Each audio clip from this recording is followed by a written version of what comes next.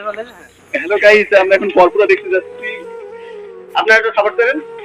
আচ্ছা, আমরা সাথে আছি। আপনাদের কি বলতে পারি? কেমন ভালো আছে? ফোকাস মারো।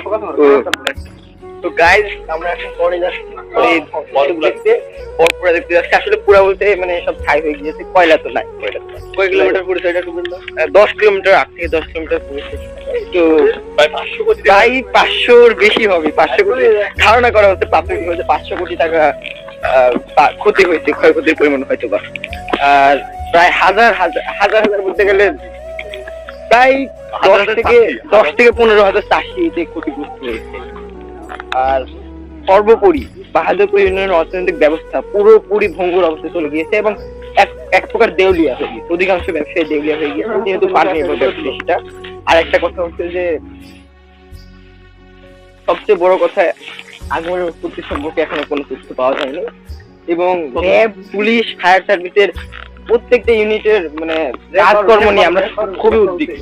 তারা এখন পর্যন্ত কোনো অভিযান বা কোনো ধরনের কোনো তৎপরতা দেখাতে পারেনি। সুতরাং আমরা